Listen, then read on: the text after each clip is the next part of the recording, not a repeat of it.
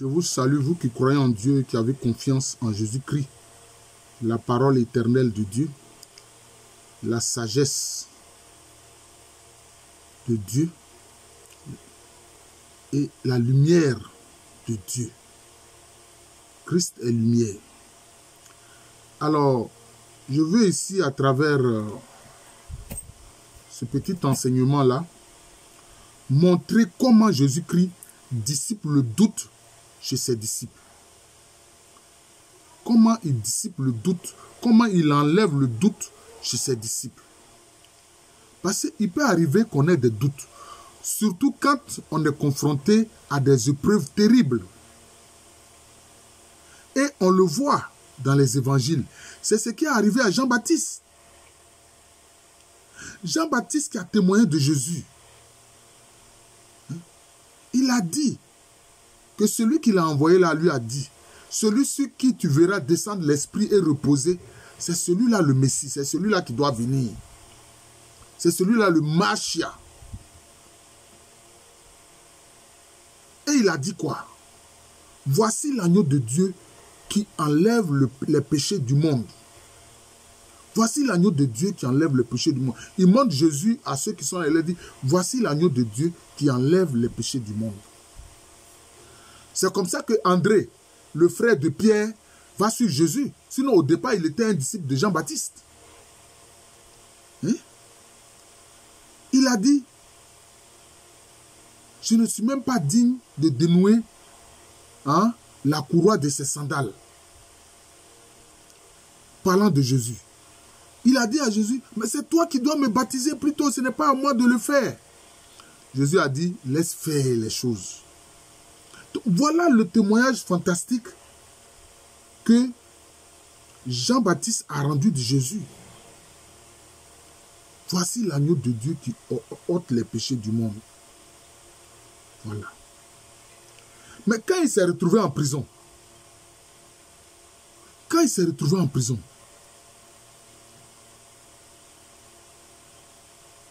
il a commencé à avoir des doutes. La plus grande menace pour le disciple de Jésus et pour tout croyant, c'est le doute. D'ailleurs, on l'a vu concernant le même Pierre.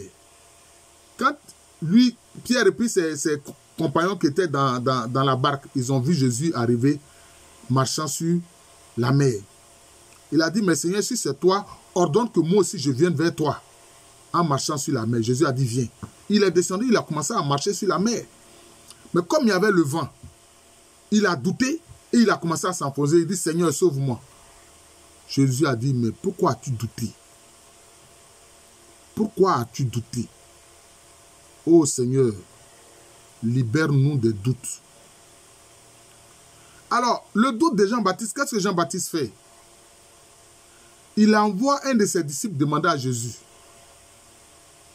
es-tu celui qui doit venir ou bien devons-nous en attendre un autre? Or, là encore, même un de ses témoins, il a dit, quand certains de ses disciples lui ont dit, mais celui que tu as baptisé là, en train de baptiser des gens, il a dit, laissez. Lui, il doit croître et moi diminuer. Voilà. Maintenant, il a des doutes, il envoie un de ses disciples demander à Jésus, hein? Je ne sais même pas si c'était un ou deux. Hein? Es-tu celui qui doit venir ou bien devons-nous en attendre un autre? Mais qu'est-ce que Jésus a répondu? Parce que Jésus, lui, il répond par des choses concrètes. Pour enlever le doute là, pour enlever ton doute, il répond par des choses concrètes. Il dit, allez dire à Jean-Baptiste, les aveugles retrouvent la vue. Les boiteux marchent. Les handicapés marchent. Les morts ressuscitent. La bonne nouvelle est proclamée.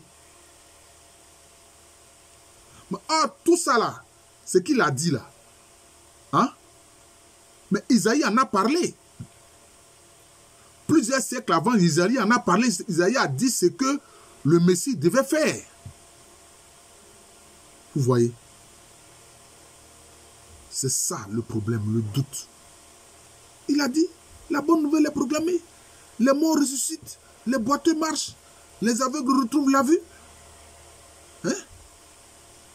Voilà la preuve. Voilà la preuve. Et ça, ce que Jésus faisait, là, ça fait que sa réputation s'est étendue partout. Que ce soit en Galilée, que ce soit en Judée, que ce soit en Samarie, hein? Même dans la région de Tyr et de Sidon.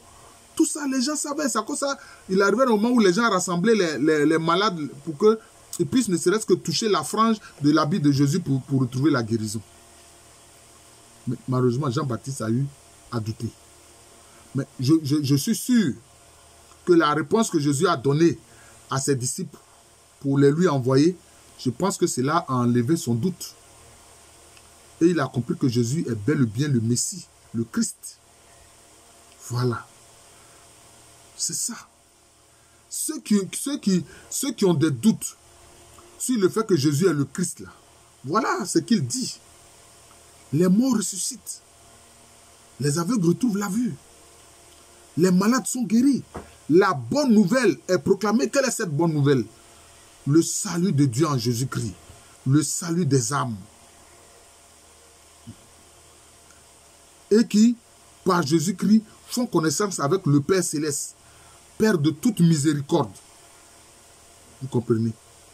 Et qui ont alors la dignité d'enfants de Dieu, de fils de Dieu, de filles de Dieu. Voilà ce que Jésus fait. Alors, ceux qui ont des doutes, mais est-ce que dans l'église de Jésus-Christ, là, jusqu'encore aujourd'hui, à l'instant T, je vous parle là, est-ce que le Saint-Esprit ne fait pas des merveilles au nom de Jésus, à cause de Jésus? Et c'est pour ça que quand nous prions, nous disons au nom de Jésus, ou au nom du Père et du Fils et du Saint-Esprit. Et notre prière est exaucée. Regardez tous ces enseignements merveilleux que Jésus-Christ nous a donnés. Il dit, mais quand vous demandez quelque chose au Père, soyez sûr que vous l'avez déjà reçu. Qui a dit ça avant lui? Personne. Aimez vos ennemis. Priez pour ceux qui vous persécutent. Qui a dit ça? C'est Jésus, c'est le Messie. Et lui-même, il a dit, c'est lui qui est sorti du sein de Dieu. Il dit, Dieu nul ne l'a vu, sauf le Fils, qui est sorti du sein de Dieu. Vous voyez? Donc, frères et sœurs, nous ne devons pas douter. Parce que, jusqu'à aujourd'hui, des merveilles s'accomplissent dans l'Église par Jésus-Christ, au nom de Jésus-Christ. Oui, même si cela ne nous a pas concernés directement, mais cela a concerné un frère ou une sœur, et vous avez entendu parler de cela. Vous avez entendu parler de cela. Mais consultez ce qu'on appelle la géographie des saints, c'est-à-dire la vie des saints, pour voir ce que Jésus-Christ a fait comme merveille dans leur vie. Vous serez libérés des doutes. Vous serez libérés des doutes. Parce que Jésus ne veut pas qu'on doute. Hein? Quand vous doutez, hein, vous empêchez sa grâce et sa puissance d'accomplir des merveilles dans votre vie. Le doute n'est pas bon. Le doute n'est pas bon. Le doute nous sépare du Christ, de sa grâce et de sa toute-puissance. Christ Pantocrate, Jésus-Christ Pantocrate, tout-puissant. Vous comprenez? Nous ne devons pas douter. Même encore jusqu'à aujourd'hui, il y a des gens qui témoignent, hein, des miracles que le Seigneur Jésus-Christ fait dans leur vie. Écoutez ça. Et puis, lisez sur la vie des saints, ce qu'on appelle la géographie des saints. Hein? C'est ça. C'est ça. Alors ne doutons pas. Comme Jésus-Christ lui-même, il est l'auteur et le consommateur de la foi,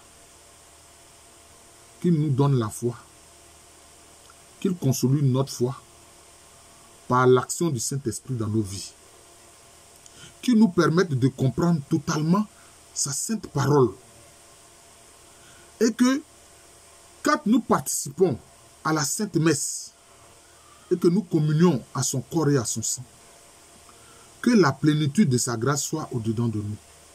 Pour que jamais nous ne doutions. Voilà, pour que jamais nous ne doutions. Pour que nous aussi nous puissions dire, en tes mains, Seigneur Jésus, je remets mon esprit. En tes mains, Jésus, je remets mon âme en tes mains, c'est toi qui l'as sauvé.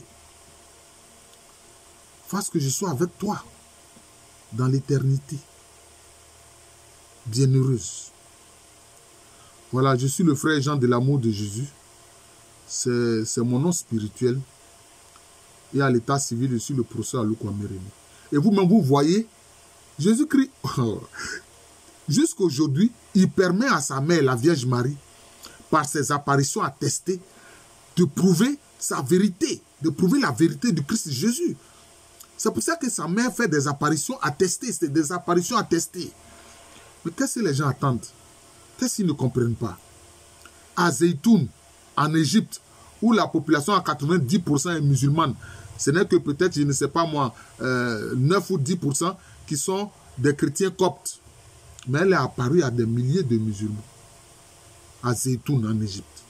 Bon, est-ce qu'ils ont donné leur vie à Jésus-Christ? Ça, je n'en sais rien. Je n'en sais rien. Et aujourd'hui, on voit en Algérie un renouveau de la foi en Jésus-Christ. De ces peuples qu'on dit musulmans, musulmans, musulmans. Mais un renouveau de la foi en Jésus-Christ.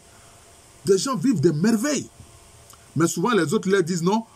Ce sont des chrétiens qui leur ont donné l'argent, on les a corrompus l'argent. Depuis quand on peut corrompre l'argent pour la foi, on peut corrompre quelqu'un pour la foi avec l'argent? Ça ne marche pas.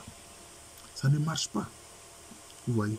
Ça ne marche pas. Et aujourd'hui en Algérie, les vendredis, mais comme c'est les vendredis c'est le rassemblement des musulmans qu'ils appellent Djouma ou Djoumoua, mais les chrétiens se rassemblent et le Saint-Esprit fait des merveilles.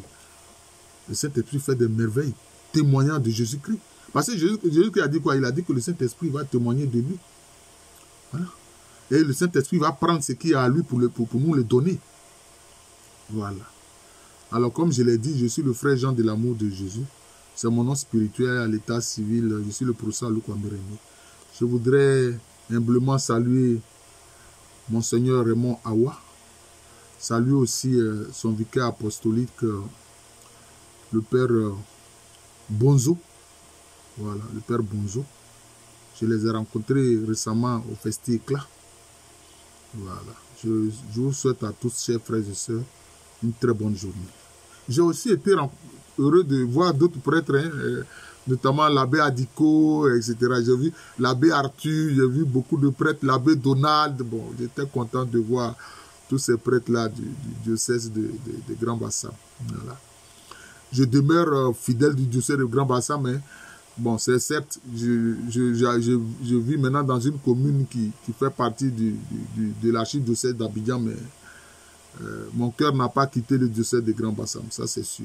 De toute façon, le cœur peut aimer plusieurs personnes à la fois. Le cœur là peut aimer plusieurs personnes à la fois. Nous aimons Jésus, nous aimons la Vierge Marie, nous aimons les saints, nous aimons l'Église. Voilà.